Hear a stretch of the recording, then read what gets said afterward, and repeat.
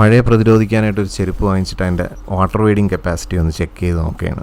എന്തായാലും പരീക്ഷണം വിജയം കണ്ടു. അത്യാവശ്യം വെള്ളമുള്ളിടത്തൊക്കെ ഇതിൻ്റെ മുകളിൽ നമുക്ക് കാല് നനയ്ക്കാതെ യാത്ര ചെയ്യാം. സോഷ്യൽ മീഡിയയിലൊരു ക്രൗഡ് ക്യാമ്പയിൻ കണ്ടതാണ്. ഇതിൻ്റെ ഒരു കളറും പരിപാടിയൊക്കെ കണ്ടപ്പോഴത്തേക്ക് ഒരു പക്ക PRC പ്രോഡക്റ്റ് ആണെന്നാണ് വിചാരിച്ചത്, അതായത് പീപ്പിൾസ് റിപ്പബ്ലിക് ഓഫ് ചൈന. എന്നാൽ ഈ കമ്പനിയെക്കുറിച്ച് മനസ്സിലാക്കിയത് ഇത് പക്ക ഇന്ത്യൻ പ്രോഡക്റ്റാണ്, അതായത് ഗുജറാത്ത് ബേസ്ഡ് ആയിട്ടുള്ള ഒരു കമ്പനിയാണ്. പക്ഷേ സിമിലർ നെയിമിലൊരു കൺസൾട്ടേഷൻ കമ്പനി UK ബേസ്ഡ് ആയിട്ടുണ്ട്. അപ്പോൾ അതുകൊണ്ട് തന്നെ നമുക്ക് ഈ ഒരു പ്രോഡക്റ്റ് പെട്ടെന്നൊരു UK പ്രോഡക്റ്റ് പോലെയൊക്കെ ഫീൽ ചെയ്യും. അതായത് ഇതിൻ്റെ ഒരു ഡിസൈൻ ലാംഗ്വേജ് ഒക്കെ കണ്ടിട്ട് എനിക്ക് എവിടെയൊക്കെ ഒരു നത്തിങ് എഫക്റ്റ് ഫീൽ ചെയ്തായിരുന്നു. ഇതൊരു പരീക്ഷണാടിസ്ഥാനത്തിൽ വാങ്ങിച്ചതാണ്. പൊതുവേ ഇത്തരത്തിലുള്ള സ്ലൈഡേഴ്സൊക്കെ ഒരു ഭയങ്കര റബ്ബറി ഫീലാണ്, അതായത് ക്രോക്സിൻ്റെ ഒക്കെ ഒരു എഫക്റ്റ് കിട്ടത്തില്ല.